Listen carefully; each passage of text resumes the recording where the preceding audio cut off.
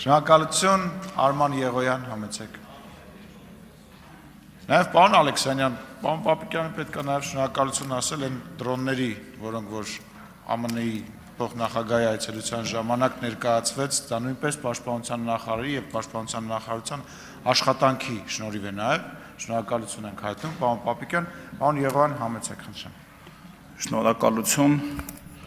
Քննարկում ենք շատ կարևոր օրենքի նախագիծ, որը մեկ այլ շատ կարևոր նախագծի լրացում է, որի շնորհիվ մենք պարոն Պապիկյանի հետ այս դեկտեմբերին էինք դիրքերում, հանդիպեցինք, զրուցեցինք բազմաթիվ զինվորականների հետ, եւ ես պիտի ասեմ, որ անկեղծորեն տպավորված էի։ Տեսեք, խոսում եք անհավասարությունից, ով էր Գեղամ Մանուկյան, մյուսները, այսօր ատեստավորումից 4 ստացած, այսինքն միջին գնահատական ստացած, ոչ շատ բարձր գնահատական, ոչ ցածր, այլ միջին գնահատական ստացած պայմանագրային զինծառայողը ստանում է, շփվել եմ հետները,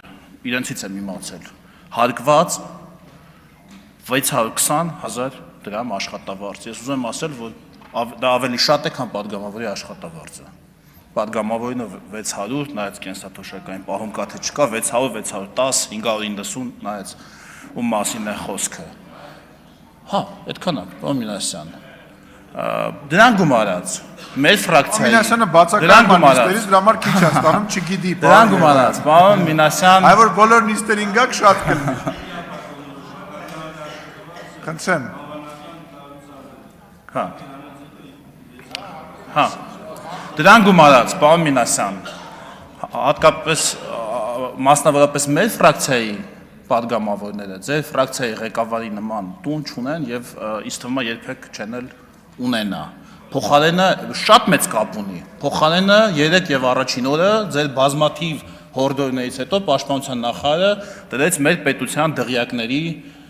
տեսանկարահանումները, պաշտպանական ամրությունների, են որ ասում եք, ուր է պետական պարտքը, որտեղից է աճել, հələ Սեյրան Օհանյանի ապօրինի գույքի բռնագանձումը հələ տեղի չի ունեցել, որ այդ փողով արվել, դրա համար կներեք հələ որ պետական պարտքով ենք արել այդ բոլոր մեր պետական, մեր բոլորի, մեր զինվորականների, հայրենիքի պաշտպանների, դղյակների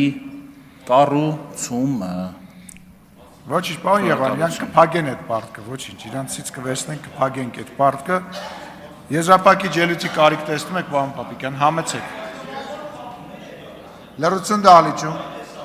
Պարոն Խաչատրյան, դահլիճում լռություն։